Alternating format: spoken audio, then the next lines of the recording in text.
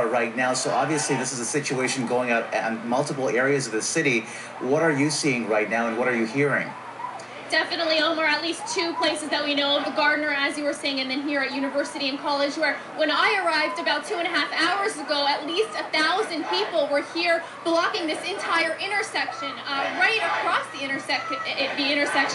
At this point, since I've been here, it looks as though the crowd, while still large and still energetic and passionate, as you can clearly hear from this young lady in front of us on the megaphone, very passionate. However, I could say from what I've been seeing that definitely the crowd has thinned out a little bit. It's interesting because right beside me, I'm surrounded by this one group, which you're looking at right now, a gentleman sitting with some candles in front of him and some young ladies leading the chanting here. But over to the left a little bit, there's another group that has sort of just moved off to the side, another megaphone, another group of people, still to do with the same protest, of course, but just, I don't know, broke away a little bit.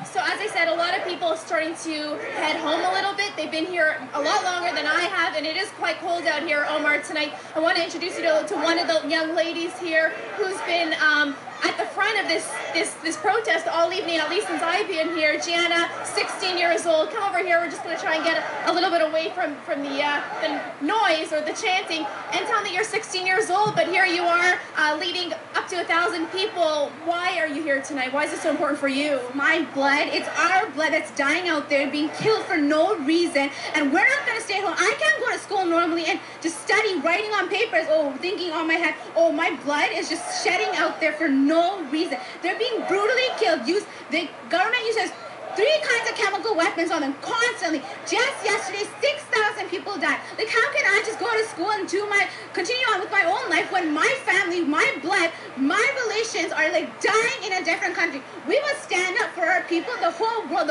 every Tamil in this world is going to be standing out here on the streets until we get our freedom and our rights. There was another protest a couple of weeks ago, not far from here, University in Dundas. Were you a part of that one as well? Yes, I was. Did you miss school for that one? Yes, I did. I'm not going to go to school. Like I said, I just can't go to school. My people are dying. I have to stand for them, and I will be there until they get their freedom. Are your parents here tonight? Yes, they are. They're in the crowd chanting too. And tell us, we've been hearing that a couple of hundred people, that's what had been reported, that a few hundred people were killed overnight in fighting. You're hearing that the number is more like 2,000 to 3,000 people. No, the actual number is 6,000 and 5,000 people injured. The media is getting the wrong information, so that's why we're out here to tell you the actual numbers of the people dying. And it's 6,000 people who died yesterday and 5,000 injured. We're not going to stay at home and watch that happen anymore. Gianna, there's 2 points of protest here tonight. There's the Gardner, completely blocked off tonight here at University and College. Also a very popular place, a very highly dense intersection, especially come tomorrow morning. A lot of people are going to try to get to work. Even one woman had to stop me before because her father's in the hospital. She was trying to look for a parking spot. What do you say to these people, these Torontonians who are just trying to go about their daily business but aren't able to because of these protests? I understand it's your daily life, but we don't want to purposely invade it. But you have to understand that it's our people that are dying there for no reason. It's not your family that's being killed there for no reason. So you have to understand why we're out here begging for our freedom, our basic human rights. You guys have your own rights. You go to work, you have the freedom, you have a house, you have everything. Our people don't even have the basic necessities such as food or water, which we will stand here and get for them no matter how long it takes. Thanks, Gianna. Much appreciated to Gianna, 16 years old and leading about 1,000 people behind me. Omar, we're going to stick it out here and we'll bring you the latest developments. Omar. And Karen, as far as we know, this is a situation, a separate situation, but related, obviously, that's happening where you are at college and university.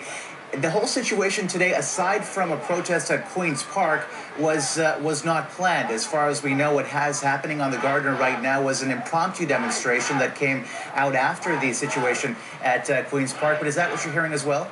That's exactly what I'm hearing. I spoke with one of the organizers earlier tonight who told me that this was absolutely a spontaneous event. I myself live at Bay and Dundas, looked out my window and saw 400 Tamil protesters walking by along Bay Street, and I'm told that this is one of the places where they arrived to here, University and College, all the way up to Queen's Park, about 1,000 of these protesters. And no, this was not planned according to them. This was something spontaneous, something that they feel they needed to do, and it was by word of mouth that they were able to gather this many people.